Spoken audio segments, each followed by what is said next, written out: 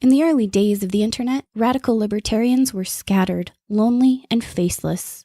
Without direction, they resigned to scour the web, sifting through content providers in a wasteland plagued by YouTube demonetization, Facebook jail, and covert internet censorship.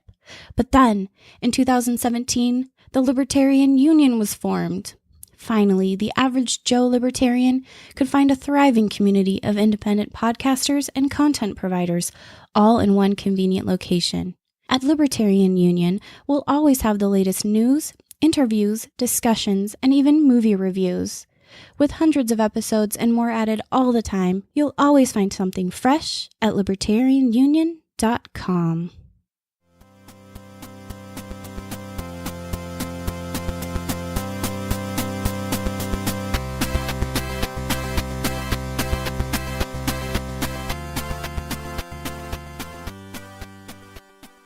Hey everyone, it's Daniel and Robert, the Last Nighters, and we are going to talk about a movie from an unconventional perspective. It's the free market analysis of American Made, the Tom Cruise movie that just came out a couple years ago. And this is episode 46 of the show, lastnighters.com/46 for that show notes and more. And Robert's already laughing at me, so let's crack that egg.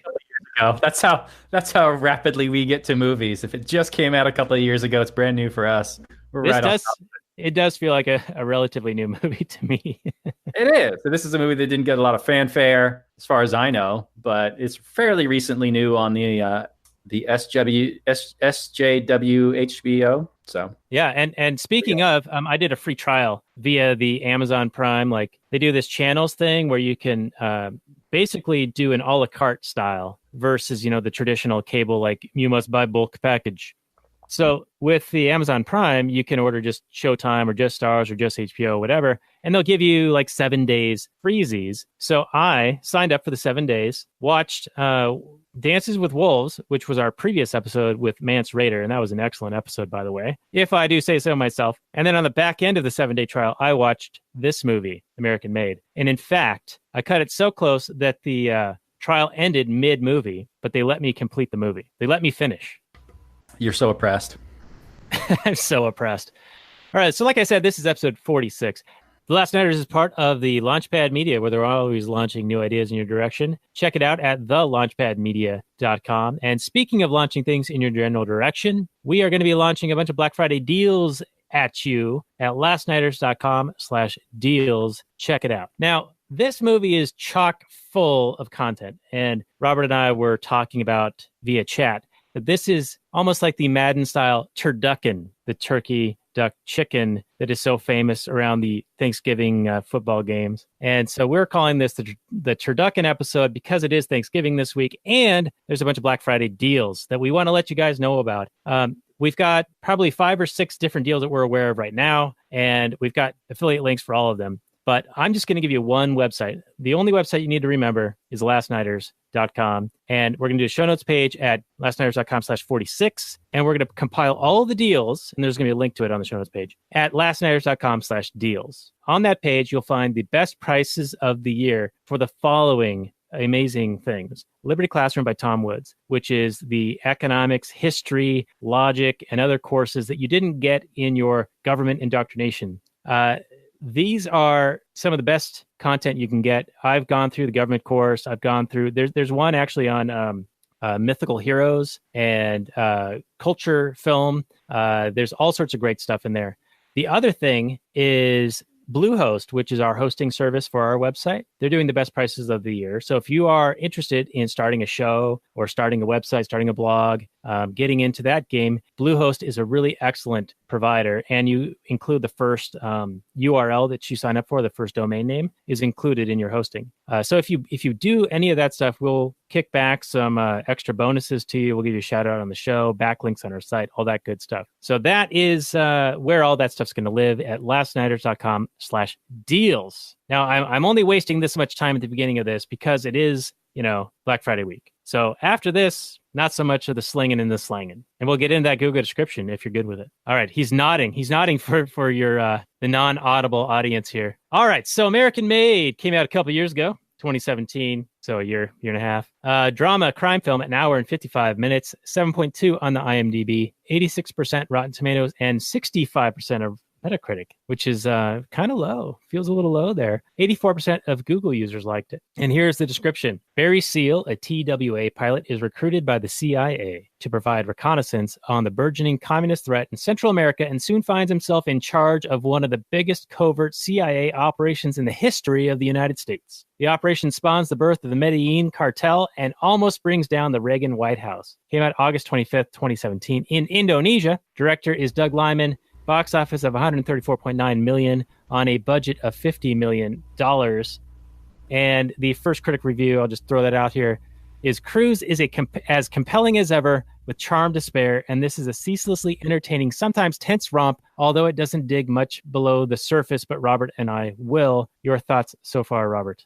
Well, it tells a very personal story. It's very much all from Barry's perspective. So as much as I would like to get information on the other players in the story, we're just not going to get that in this movie, which is why I was thinking, when I originally pitched this movie to do, I was like, now this is a movie that would benefit from us doing research on, what actually happened. How much involvement was the CIA? Was it just through this front company that they were doing it, or were actual agents doing it?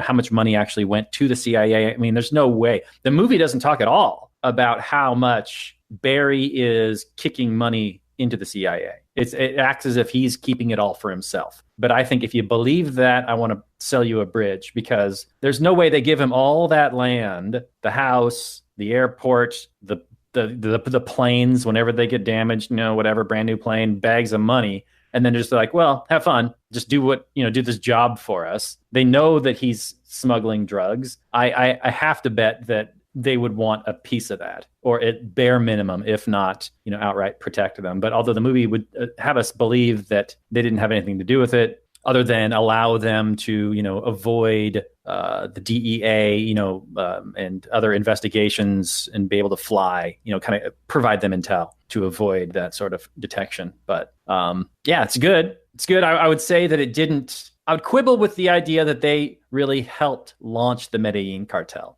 I mean, when we start the movie, the Medellín Cartel is already in full effect. They already have this massive amounts of cocaine. They got the production going on. They're already selling in Colombia and all kinds of areas in Central America and South America. But this is really, I guess, really expanding the operations into the rich markets of the United States. Now, he's dropping his cocaine into Louisiana.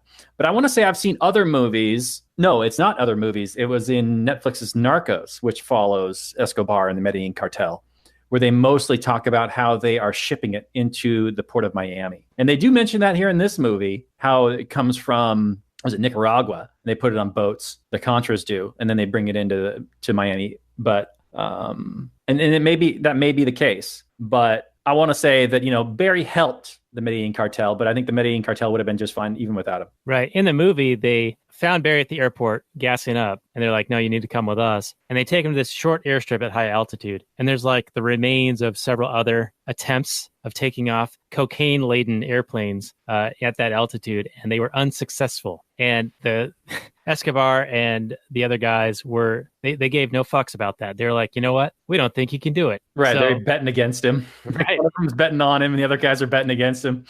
Right, because they don't care. They just want the thing to happen. And it's a little bit bizarre, because you would think that they would have some skin in the game as to this cocaine not getting destroyed and their pilot, their source, not being killed. And so I found that to be a little bit unrealistic. Well, I mean, yeah, I expect them to be hard asses, yes. But I don't expect them to put 200 kilos of coke on an aircraft and expect it to crash into the rainforest.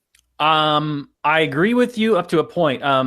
If I remember from watching Narcos, and I expect from other, drug knowledge, I guess I'll say, I think they expect, it's almost like you expect a certain amount of loss. Like the markets are so lucrative due to the, drug war, cramping down and making all this stuff illegal. The prices are so lucrative that they can charge on the street for this stuff, that even if they lose 30% of the product, they're so fabulously wealthy that it's they can throw money away into bullfighting rings and have people chase after it just for kicks. All right. So basically you're throwing the subjective value margin of utility scale at me, where they've got so much coke and so much opportunity that they could lose bundles of it and it doesn't matter. Similarly, as we see later in the film, when Barry is raking in the dough from these guys, and he's like burying it in the yard, hiding it in the house, hiding in the closets, bringing it to the airport, hiding it there.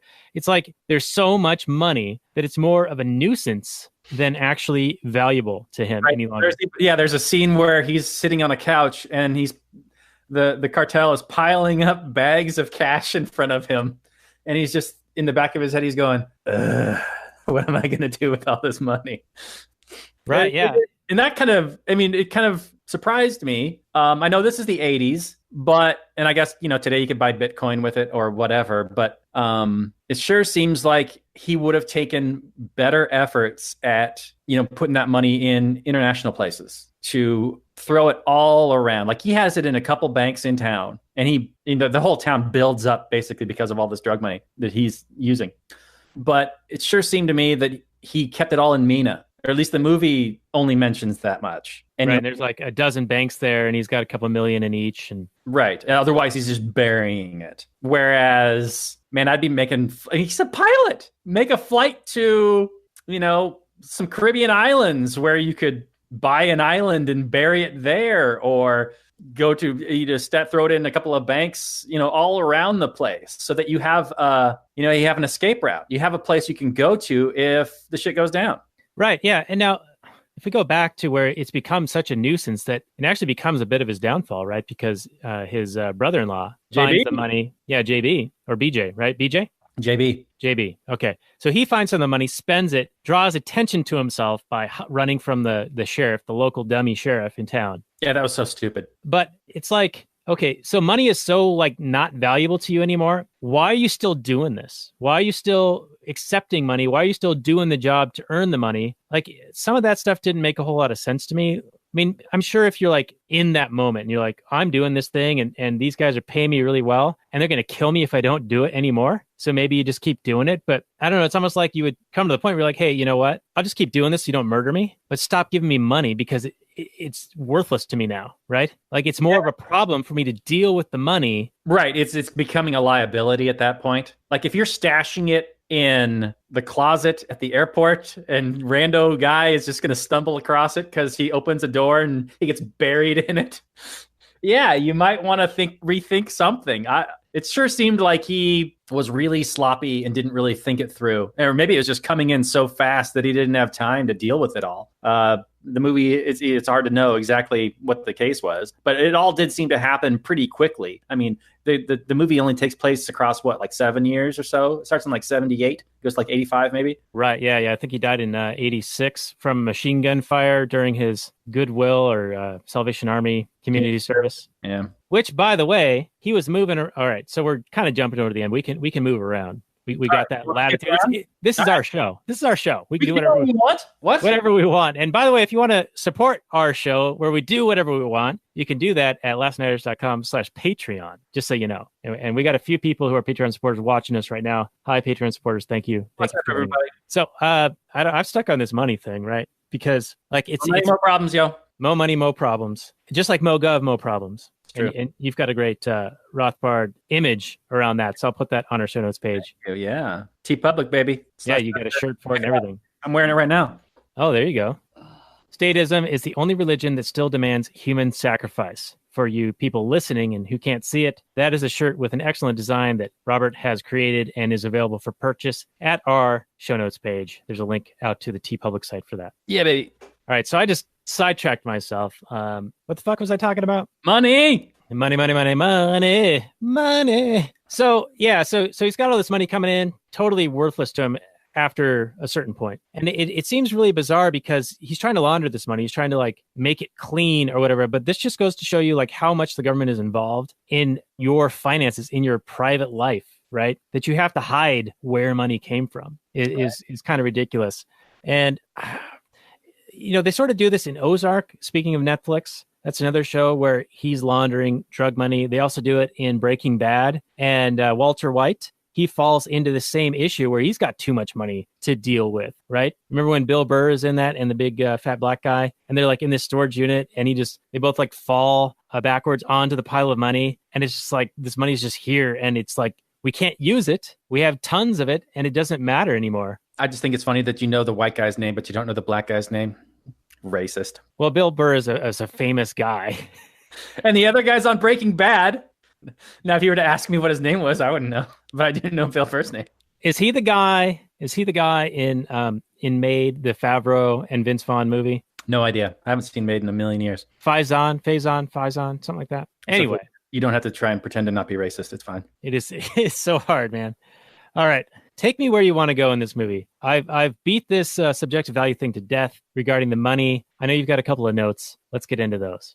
Well, I just start off with him. He's like this, bored pilot for, and he's like frightening passengers for fun, and he's smuggling Cuban cigars for a little bit of extra cash on the side. And he gets approached by the CIA to help them with the whole Sandinistas in the Central America with their Cold War. Right. That's their foot in the door, right? They've got him doing something illegal, so it's leverage that they can use against him, and they amp up that leverage later where they start bringing his family into it, right? And pressuring him to continue and take on more and more of their schemes. Right. And he's flying into these, he's getting shot at. He's just flying this unarmed plane really close to these armed insurgent guys. And so there's a lot of risk. And I think it's funny because all he does is like ask the CIA guy, is this legal? And he doesn't ask if it's, moral or whatever. Is this the right thing to do? And the CIA guy goes, well, it's legal if you're doing it for the good guys. And then he says,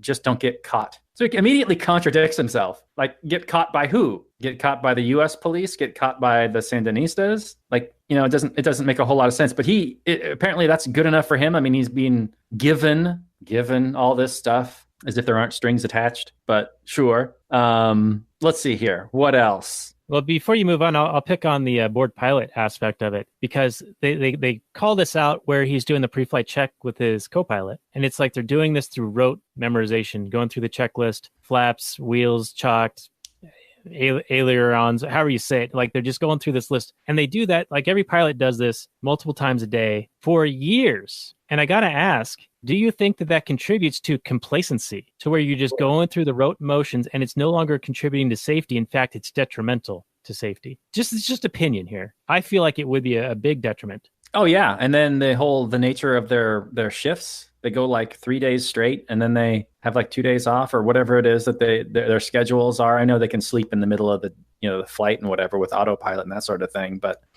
yeah, I think the whole idea of being a pilot has a whole lot of romanticism, but being a commercial pilot is just a whole lot of tedium with, a fair amount of risk. But maybe I don't know. It's fine. You do it. But yeah, he's a young pilot. He's like one of the youngest pilots, the first ever, I guess, the youngest pilot in TWA history. And yeah, he's bored. And here comes the CIA with this, exciting opportunity to do some sneaky stuff, fly this hot plane in some dicey situations. Yeah, it's no wonder that he was like fully on board with this. But I liked it when he asked for a raise and the CIA guy was like, you'll figure it out. Basically saying, yeah, you can do whatever you want. And then I'm backing you. But well, I read that differently. I read that as, oh, we're not going to pay you any more money. Oh, yeah, that was definitely part of it. Like, we're not going to pay you any more money. And so you're going to need to figure something out. And whatever that is, blind eye, right? Yeah, we'll just turn a blind eye to it. And that may be the movie, covering for the CIA. Because I tend to think that the CIA, it makes it. What did you get the impression of the CIA in this movie? It seemed to be a bit of a whitewash for the CIA. Like they knew about it. That's clear, absolutely clear. But they also didn't care. Like, here was Nancy Reagan saying just say no, but at the same time they're working with people who are bringing all the drugs in. So that was one thing. But at the other time, I just gotta imagine that the CIA had more involvement and that he was throwing money, kicking it up to somebody. But I want to hear your take. Well, my take is that there's this intergovernmental total clusterfuck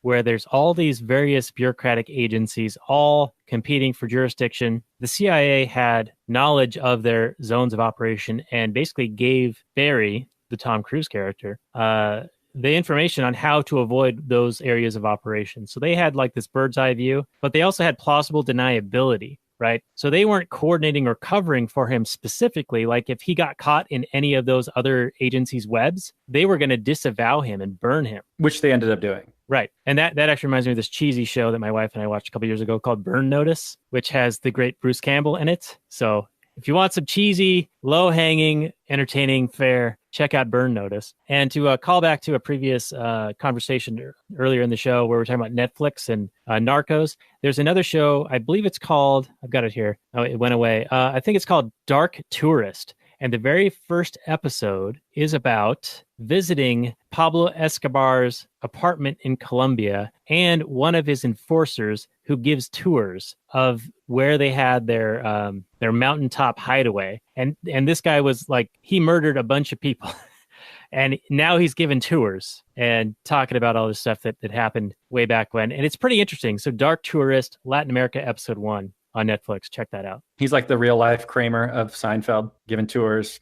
Yeah, exactly. David wrote the series. Sweet.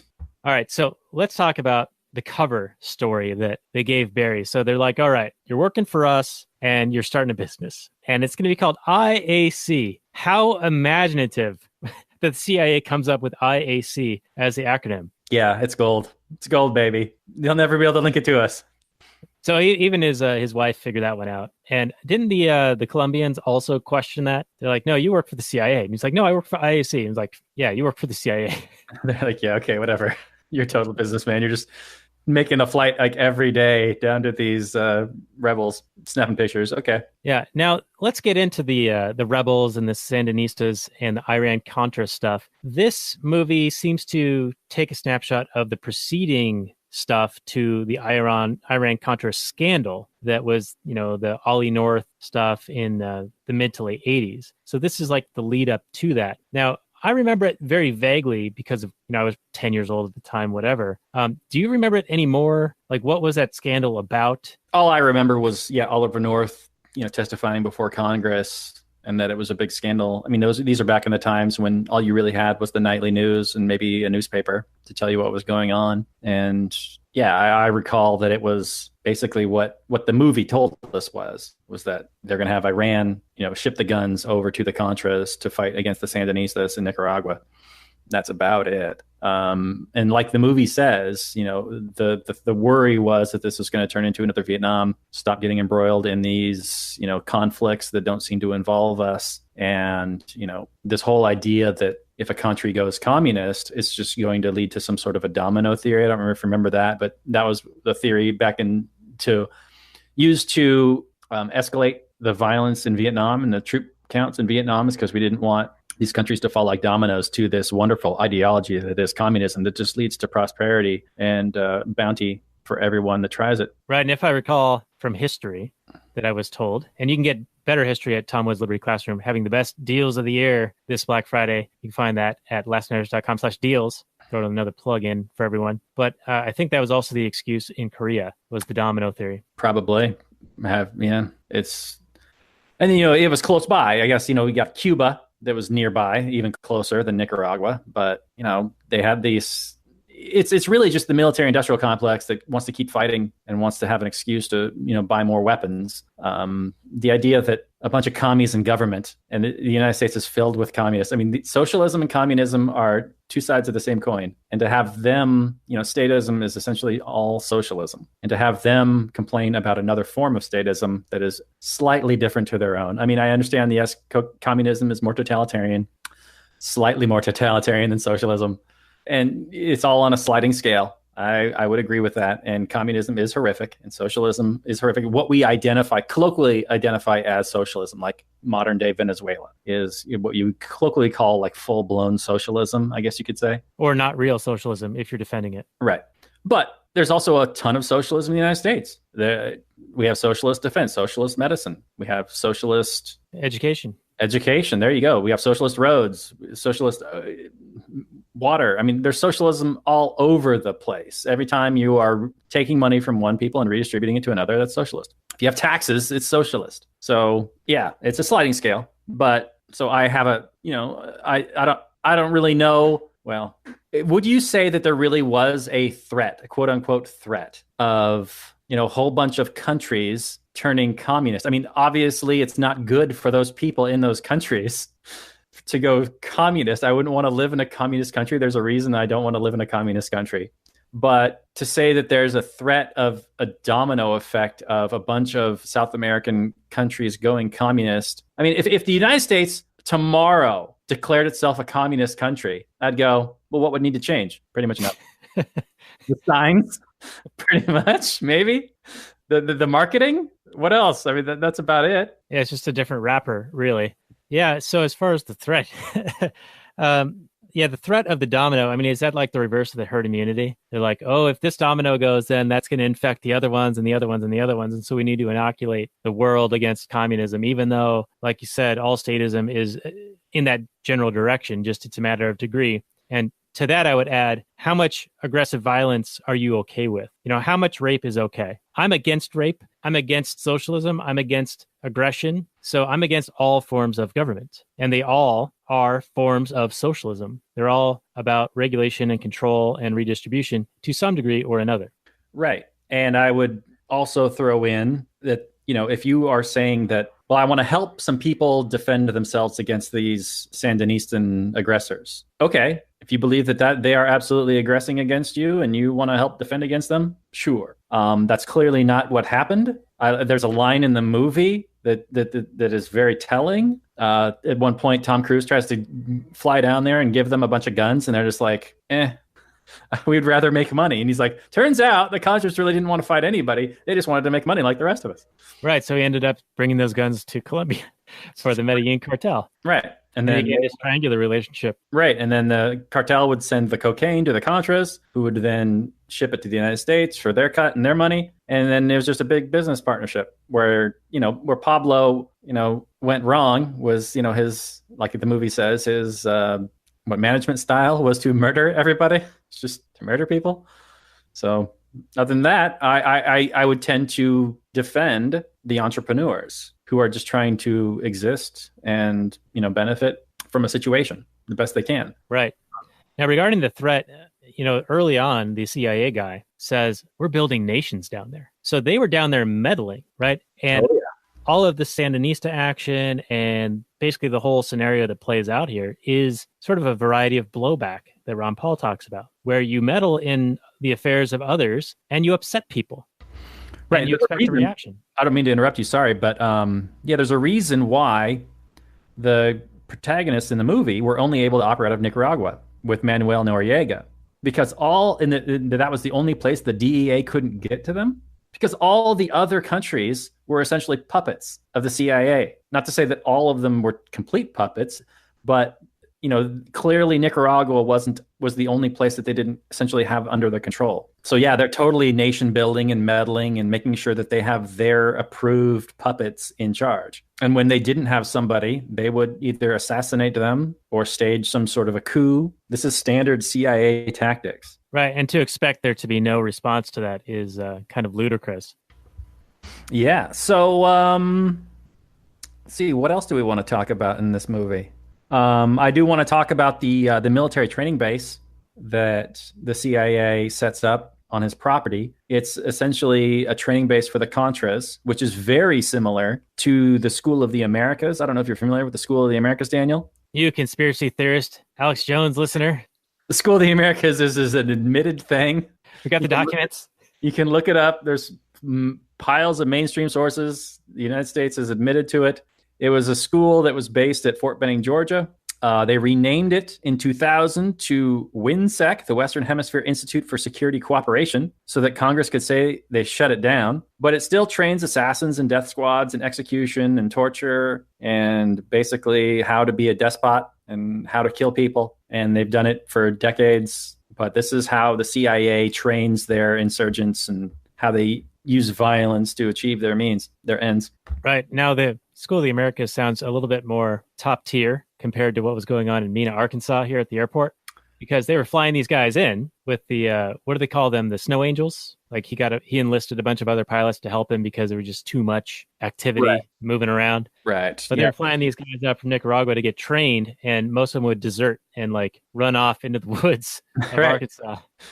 They were plenty happy to be in the United States. They had more economic opportunity up here. It's a wealthier nation. Yeah, send me up here and I'll just take off. Thank you very much for the free ride.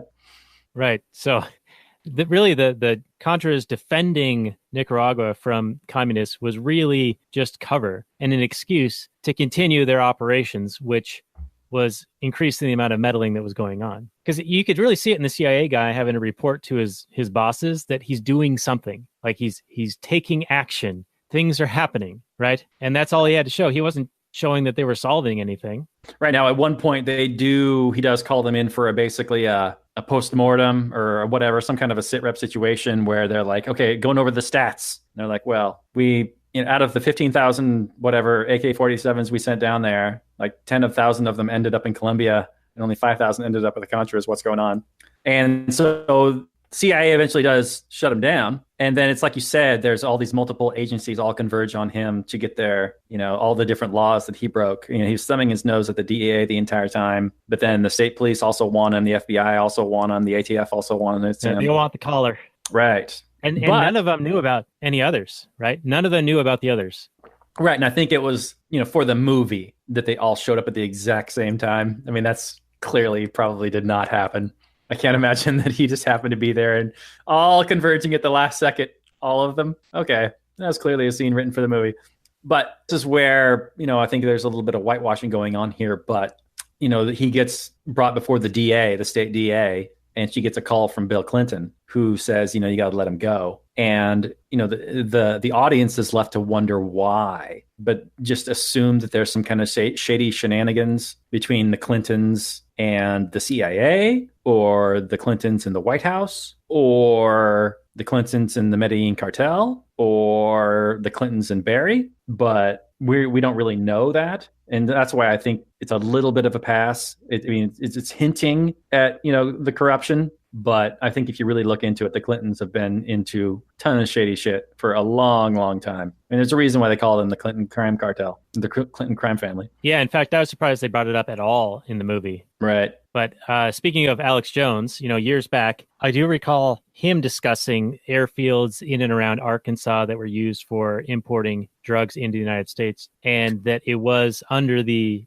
auspices of Governor Clinton at the time, and he was well aware of it and was covering for it. Now, throw this into the conspiracy bucket, but where there's smoke, there's usually fire, right? So I don't know the details on it, but the fact that they even mention it in the movie, they're either corroborating Alex Jones, which I would be surprised that they would do knowingly, or they're culturally finding that and putting it into the movie. Like, oh, this is a theory in the culture, so let's put it in our movie. I tend to think that it actually happened, and that's why it's in the movie. But you could be right. I don't know. I do recall Jones talking about, CIA planes crashing full of cocaine and money. And I don't think that that's, like a conspiracy theory. That's because those planes really did crash, and they were reported on by like the San Jose Mercury News and other news organizations. I think there was an expose actually in the San Jose Mercury News that kind of exposed a lot of the CIA drug running. And I think that's what led to that. I think the guy, I might be messing up my memory here and mixing things around, but as I recall, the guy who wrote that expose committed suicide by getting shot in the back of the head twice. So it's kind of strange. Sounds like he had some information that could lead to the arrest of Hillary Clinton. Which I've seen many memes recently because the great Stan Lee finally died. So what did he know about Hillary? Yeah, exactly. Yeah, people seem to end up dying when they know too much around her. Yeah, to be fair, I don't have anything in particular on Hillary Clinton. All I know is what I've heard, so she doesn't need to come after me. Right, we're just the patsies here. That's right. All right, so there were a few things I wanted to talk about, but one of them is how badass and Top Gun, he replays that Top Gun scene where the jets are chasing him, and then he pulls back to slow down, and the jets fly right by. That's literally what he does in the Top Gun movie like 30 years prior. What do you mean 30 years prior? 1986 was when Top Gun came out. Yeah, but so he's placed in like 1986. Right, but he came out in 2017, and he's the same actor doing both roles. Right, okay. Like an homage to his prior stint. Homaging himself, okay. Right. Yeah. At least I felt it was that. And speaking of Top Gun, Top Gun is a movie that I used to watch fairly frequently on Thanksgiving. My buddy Julian would come over and we would watch that movie for some reason for a few years in a row for Thanksgiving. And I remember I was in an apartment and I had these really, like badass speakers, and he would shake the floor above me when they were taken off from the flight deck. So it brought me back a little bit, that moment. So you aggressed against your neighbors with Top Gun? Oh, I disturbed them a little bit. Yes. Nice. Yes. But speaking of that move, when the first time that they encounter being caught by the DEA in flight, the DEA has the wrong kind of plane, right? It can go fast, but it can't fly for very long. So his guys all just go at like, I forget what you call it, but whatever's like in Star Trek, they would call it nominal speed, right? Impulse speed, right? Lowest amount of speed to keep you in the air, right. Save as much fuel as possible.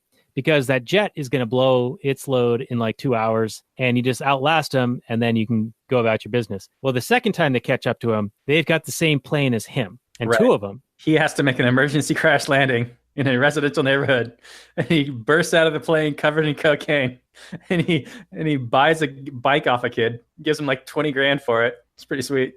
Yeah, and I thought that was like a pretty badass move because, I mean, what do you do, right? Because the CIA wasn't going to cover for him here. Like, this was a total clusterfuck of governmental agencies, like, not knowing what the other ones were doing, and having that plausible deniability we were talking about earlier. But right. You would think that if the CIA were above board about all this stuff and really were the good guys, which they're not, that they would have really given him clearance to do right. the missions they were asking him to do and gotten the DEA and the locals and all those other, the FBI and everyone else off his back. Yeah, and Barry clearly knows that he has to avoid the DEA. Clearly, he knows he has to avoid law enforcement and DEA, and what he's doing is technically illegal. He knows that. So I don't know really why he's like asking the CIA guy if this is all legal. Yeah, and then the guy says, yeah, if you're doing it for the good guys. I mean, maybe he wasn't technically talking about running cocaine at the time. He was talking more about taking pictures of the Sandinistas. Yeah, it wasn't escalation, right? They got their foot in the door with the Cuban cigar thing. And then every time they'd ask him for something more, and then Barry would find himself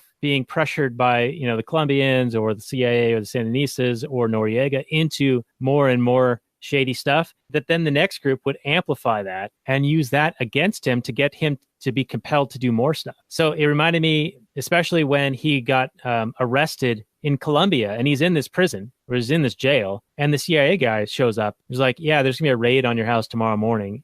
Your wife and your kids are going to get, taken in for questioning and whatever. And he's using that to lean on Barry heavily. Like they're bringing family into this to pressure him to continue to do more and escalate what he's willing to do for them. Right. Yeah. They're ramping it up. They want more and more and more. They want use him to now ship guns into the country to help the Contras fight against the Sandinistas. So right. He balked at that. He was okay with the drugs, but then he was like, wait a minute, guns? And then he was like, oh, okay, never mind. Fine. Right. Yeah, that stood out to me too. I'm like, what's wrong with guns? Right. But anyway, then it culminates into the government fucking up even more.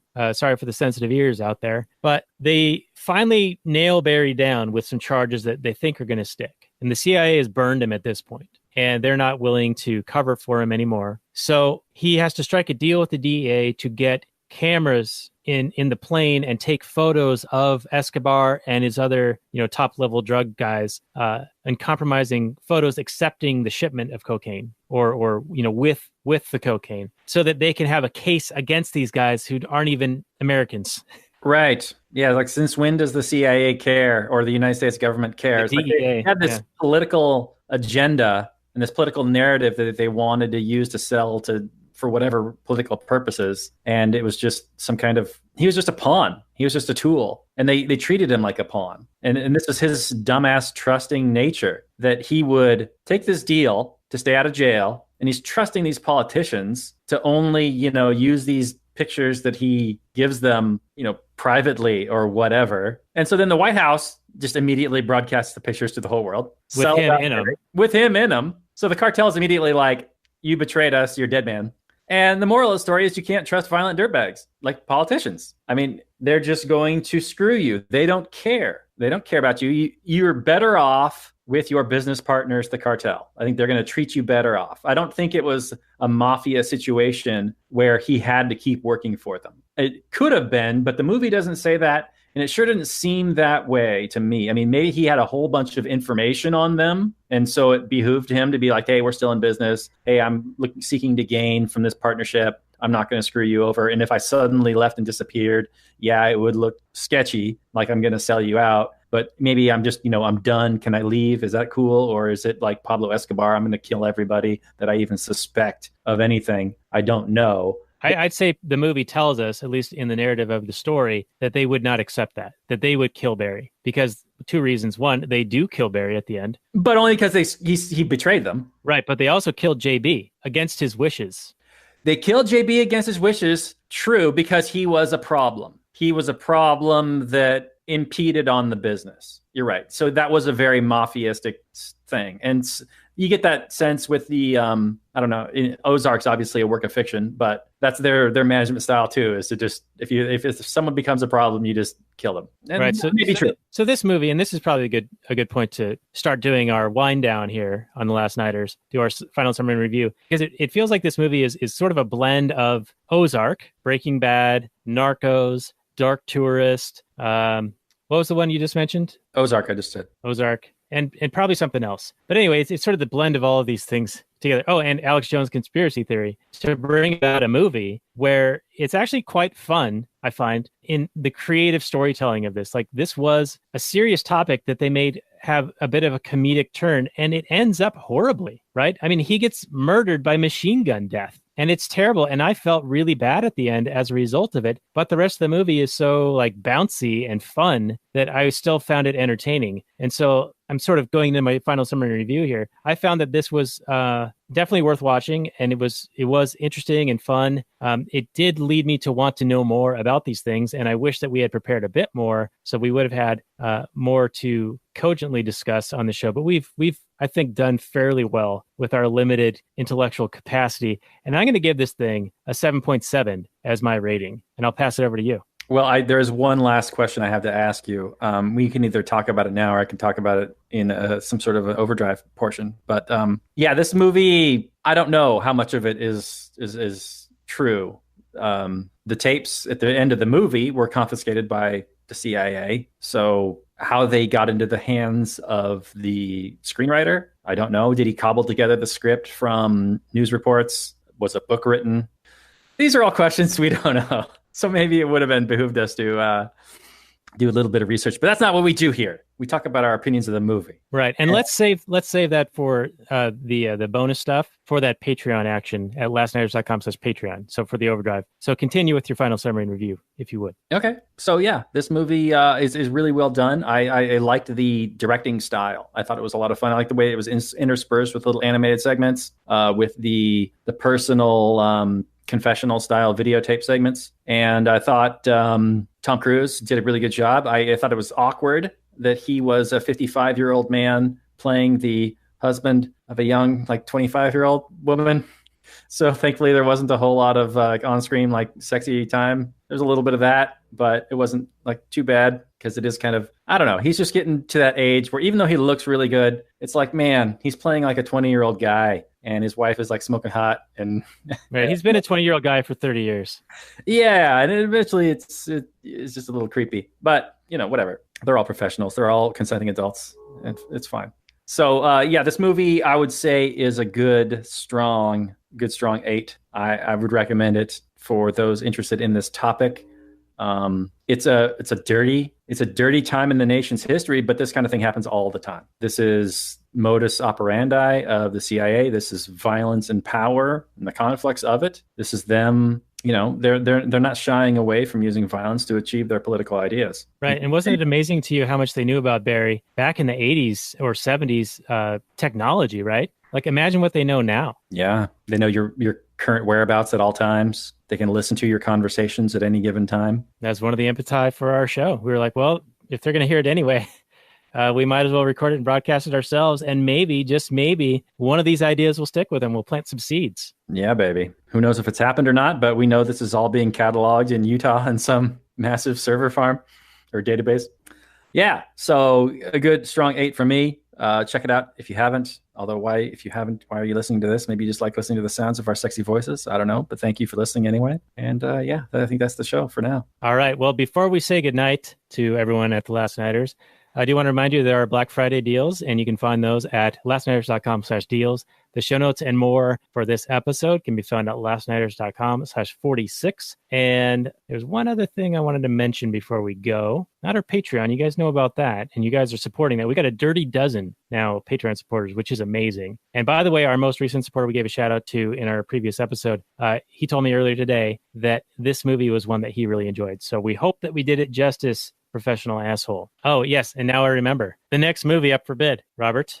Yes, what sir. are we doing next, sir? We're Wrecking It with Ralph. The Disney movie from, 5 or 6 years ago. And now they've made a sequel and where he's wrecking the internet. And I didn't know that the internet still existed. I thought that was a thing of the past with the lack of net neutrality. But what do I know? Right. Yeah, it died about a year ago with that net neutrality stuff. But yeah, we're doing Wreck-It Ralph, which actually has some pretty good themes in it. And it coincides with the release of the sequel, which is coming out, I think, I want to say this week. So our episode will be right after this has come out in theaters. Ralph Breaks the Internet. So listen to us, watch Wreck-It Ralph, and then go and see the new one in the theater. It's got John C. Reilly, and I enjoy him quite a bit. He's a fun and interesting guy, comedic tour de force, if you will. So that will be our next episode, Wreck-It Ralph on The Last Nighters. And any final comments before we say goodnight from last night, Robert? Tees on TeePublic/Trubster. Check it out. Buy some for your family and friends. You can also get like stickers and posters and just all kinds of different merch on there. So check it out. And thanks for listening. All right. Thank you, everyone. And good night from last night.